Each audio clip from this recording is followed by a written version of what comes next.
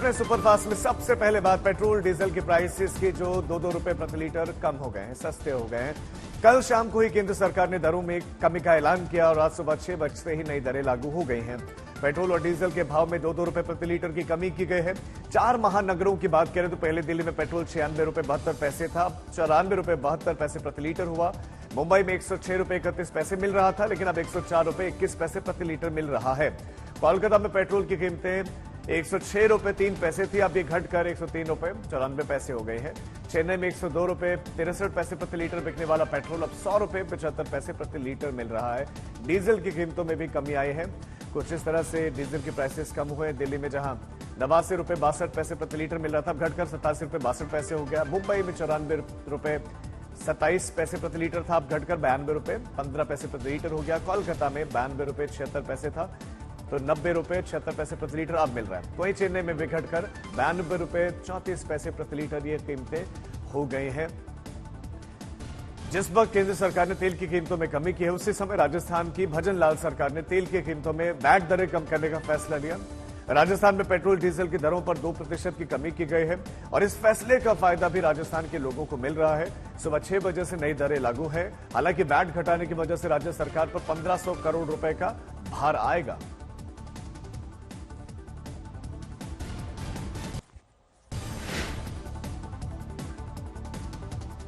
अब खबर लोकसभा चुनाव की, जिसकी तैयारी में चुनाव आयोग जोर शोर से जुट गया है। एक दिन पहले आयोग को 2 नए चुनाव आयुक्त मिल गए हैं। कल प्रधानमंत्री मोदी की अध्यक्षता में बैठक में 1988 बैच के आईएएस अधिकारी ज्ञानेश कुमार, सुखबीर सिंह संधू के नाम तय हुए।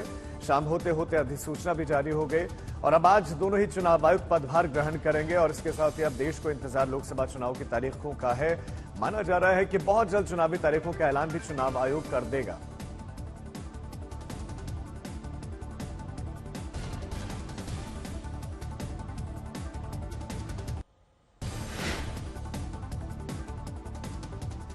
जिस इलेक्टोरल बॉन्ड को लेकर सस्पेंस बना हुआ था, उसका राजफाश हो गया है। एक एक करके जानकारियां सामने आ रही हैं। चुनाव आयोग ने अपनी वेबसाइट पर चुनावी बॉन्ड से जुड़ी हुई जानकारियों को साझा कर दिया, जिसमें बॉन्ड खरीदने वालों और सियासी दलों को मिली हुई रकम की सारी जानकारी है।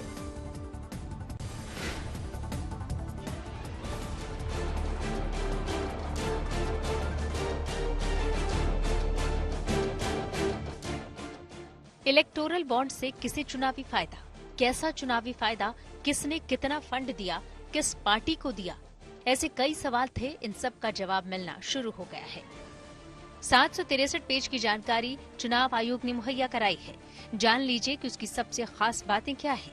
तो पहली जानकारी उन पार्टियों की जिनको सबसे ज्यादा चंदा हासिल हुआ।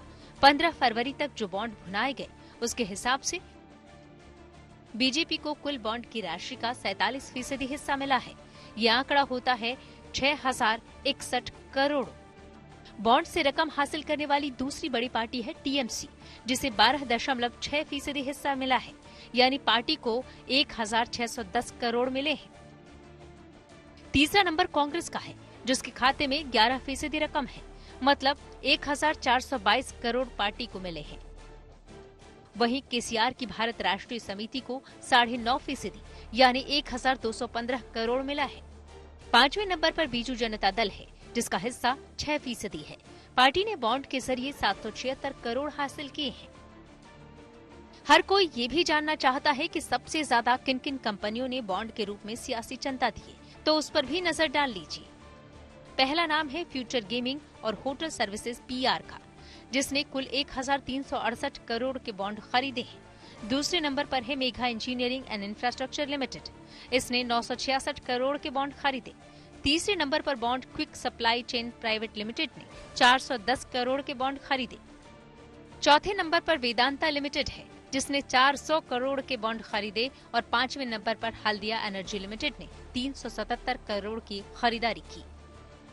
बॉन्ड की खरीद और चुनावी चंदे का यह आंकड़ा 1 अप्रैल 2019 से 15 फरवरी 2024 के बीच का है। एसबीआई ने जो जानकारी चुनाव आयोग को सौंपी, उसके आधार पर पता चलता है कि कुल 22,217 बॉन्ड खरीदे गए। इनमें से 22,030 बॉन्ड को भुनाया गया। अभी और भी कई ऐसे सवाल हैं जिनका जवाब मिलना बाकी है। दिल्ली से ऐश्वर्या पालीवाल के साथ आज तक ब्यूरो।